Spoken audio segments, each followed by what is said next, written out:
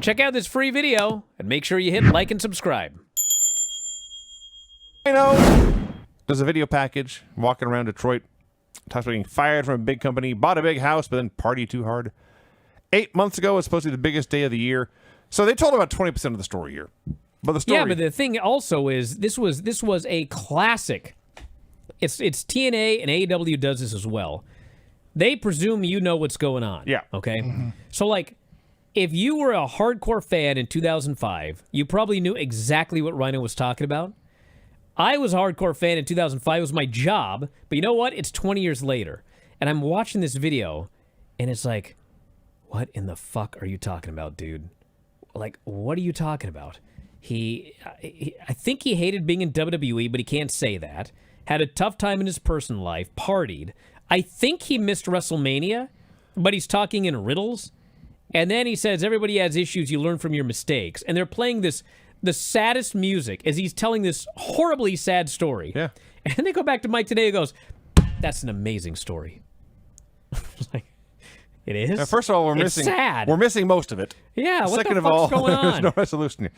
I believe, and I've done no research on this, but my memory tells me that the deal was WrestleMania weekend, Rhino and his then wife had a very public argument in a hotel lobby. I believe that is true. And Rhino lost his mind and started like throwing potted plants everywhere. I believe that's all true. Yes, and that's... But, like, if you didn't know that, like, I'd forgotten that, Yeah. and I didn't want to look it up because I watched the show trying to figure out, like, what does a normal person think watching this? It's like, what in the fuck is this guy talking about? I have no earthly idea. So then Jeff Jarrett demands Mike Tenay get in the ring. Before we get to that, have you ever, because right before that, Tenay and Don West are talking about Rhino. This is when Mike Tenay says this is an amazing story.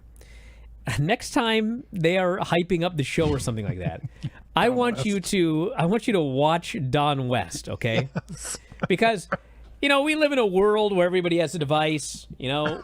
Granny's doing her thing and Vinny's reading his phone or whatever. He's on Facebook. He's paying no attention. Back then, we didn't have that. Back then, there were no distractions. And so as Mike Tenay speaks, Don West gets, I swear to God, 4 inches from his face. Oh, you're He being leans generous. in and he puts his face right next to Mike Tenay and he just concentrates and looks at him. It's awesome. All right. I mean, talk about getting inside your personal bubble. He's not just like paying attention to what Mike Tenay is saying. He's like giving more concentration than a Buddhist monk He's soaking it in. meditating. He is giving every ounce of his life to Mike Tenay, but he's doing it from 3 inches away. I'm like, whoa. But like, he's listening. Got to give him credit. You could have told what Tenay had for lunch. He was so close. Oh my God. You got to watch it. It's crazy. It's creepy. He gets so close to this guy. It's like, can't you back the camera up a little bit or give him a little bigger desk? I mean, they're like right this close to each other. He does have a giant head. In some countries, they would have had to get married. So Jeff Jarrett comes out. I feel like I'm Dr. Phil. He drags Tenay into the ring. Oh my God. Drags Tenay into the ring to give him a lecture. Tenay's not even asking him questions or interviewing. He's just there.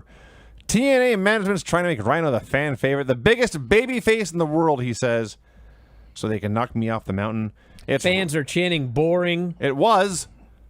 It's Rhino's fault he trashed a hotel lobby. It's Rhino's fault his wife left him and took their daughter to Germany. That sucks. Crowd says they want wrestling. They're chanting boring. He says Gail Kim won't return his calls and Jackie Gata got me in trouble, whatever. So Tenay starts asking questions about those 2 names that Jeff just mentioned. Yes. And Jeff says, if you ever bring up those names again, I'll punch you in the throat or something. And Don's like, you brought it up. So after Rhino would be a Christian Cage, another flavor of the month. So Christian Cage comes out to defend himself. And he outright says, this segment is terribly boring. I'm bored of you. But this didn't get any more exciting. No. Although he did mention that Jarrett had brought nothing to TNA other than some broken guitars and bad haircuts. Which was funny, by the way, coming from Christian. Yeah. He's not known for his great haircuts. But the fans start chanting, "You got served!" That made me laugh. He also, Christian did, he described Monty Brown as a jacked up Urkel lookalike. It's new. Has he never watched that show? You know who looks nothing like Urkel? Monty Brown. So Christian starts to leave, but Jarrett keeps talking. I'm like, oh my God, please end the segment, please. He wants Cage to fight right now. Christian draws that out as long as he possibly can. Finally hits the ring. He sends Jeff packing. But now Bobby Roode is attacking Christian. Now Jackie Gaeta is running out, so she and Jeff can scream at each other and lay hands on each other again like they did last week. Now America's Most Wanted is out there. I just screamed. And I guess it ended. Hey guys, did you love this clip? If so, you should join our channel. Just hit the join button, and you'll have full access to every single show that we do. Wrestling Observer Live, Wrestling Observer Radio, The Bryan Vinny Show, all of them in full HD, full length, plus archives of all of your favorite shows. Click join today and don't miss out.